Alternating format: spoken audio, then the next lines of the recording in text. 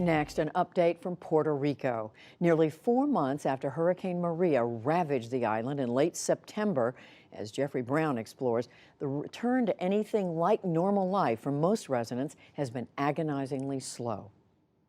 Official figures show that of the island's 1.5 million customers, just 900,000 have had their power restored. Businesses continue to struggle, and many schools remain closed. Special correspondent Monica Villamizar is in Puerto Rico with the NewsHour team, looking at how people there are coping. She joins us from Caguas. And Monica, first, just give us a sense of what it feels like there. What are people telling you about the impact on their lives? How easy is it to get around? Well, Jeff, mobility has certainly improved in San Juan, the capital, but there's still many things that need to be fixed. There's snapped power lines.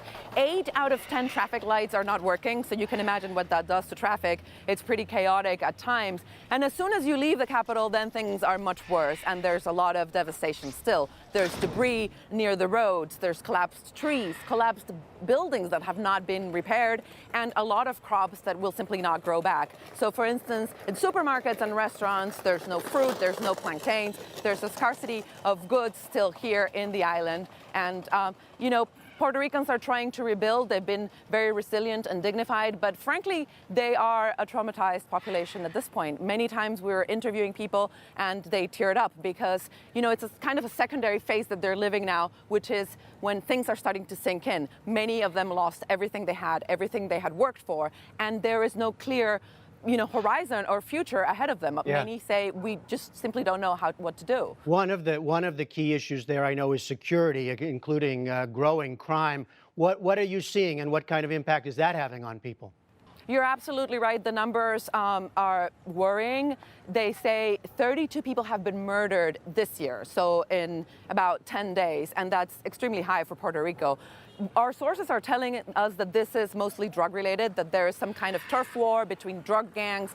These gangs were not active after the hurricane because they had to, rebuild themselves and had, all these situations going on in their families. And now crime is starting to pick up. But there's also a generalized feeling among the general public that there is insecurity. Streets are dark, for instance, because of the lack of power at night. The police are not there. There's less police presence because they are not being paid overtime, and they haven't been paid, so they're less motivated to go to work. So it's kind of a chain of events that means that the security situation is deteriorating. And I know that you're also looking at the situation for schools, the issue of how many schools are open, and also how many people, including students and teachers, have left the island. What impact is that having? That's having a very big impact, and I can tell you that the Federation of Teachers, who have very reliable statistics on this, are telling us that 23,000 students have already left to the mainland.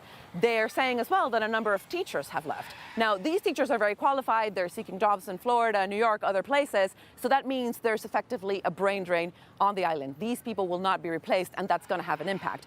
And also, the Secretary of Education, Julia Kelleher, has said, some schools will just simply not reopen because there was not enough enrollment. The classes are empty. So there's been a real shift, or there will be a real shift in demographics in the island as people try to leave for the mainland, to try to, find a better future. And that's going to have an impact not only in the education sector, but in other sectors as well. Just briefly, you've mentioned several times the power lines, the impact on the security. So power continues to be a problem there.